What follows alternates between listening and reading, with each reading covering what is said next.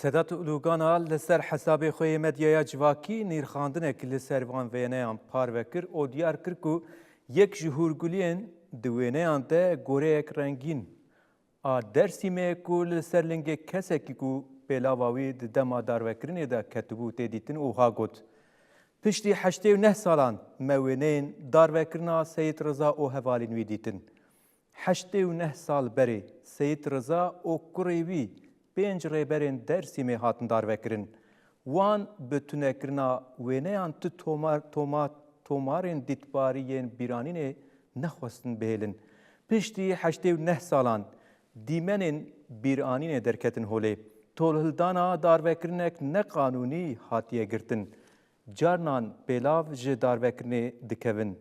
Dema ku kesek tê darvekirin û giranî ji laşê wî tê rakirin, dema ku laş qels ve pêlav ji pêşî dikevin ji lingan. Kes vê yekê plan nake, kes vê yekê bi bîra xwe naxe. Lê ew di wêneyan de dimîne. Ew gorên hirî yên neqşandî ku jinên Dêrsimê di şevên zivistanê de dirûtin bi rengên sor, zer û şêwazên geometrîk ku bi destên dayîk jin xuşkekê li wan nigan dane. Belkî zivistana borî û belkî zivistana berê. Dibe ku sar be, dibe ku rêwîtî dirêj be, wan destan nizanbû ku ew ling dê li sêdarê bên hejandin.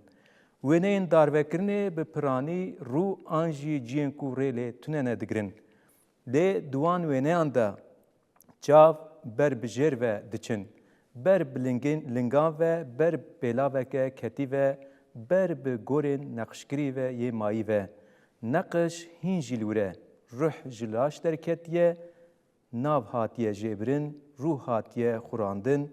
Lê ew gora maye ku rengê Dêrsimê hildigire, germahiya destê ku ew hûnan diye hildigire.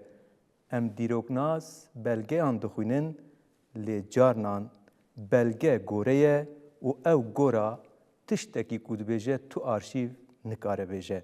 Li vir kesek hebû. Ew dihat heskirin, tirz hebû ku ew bicemde. Bi vî şêwazî dîroknas Sedat Uluganan li ser wan wêneyan hestê xwe jî wisa parve dike û wan 6 wêneyan di medyaya civakî de wek belgeyên dîrokî radixe ber çavan. Careke me piştî darvekirina Seyid Rıza û hevalên wî ev belgeyên dîrokî ku bi 6 wêneyan derketî holê bi taybet ew goreyên rengîn ên neqşandî ku bi destên jinên Dêrsimê got pêlava yekî dema darvekirinê de ku pêlav ji lingî wî dikeve ew gore tê xuya kirin.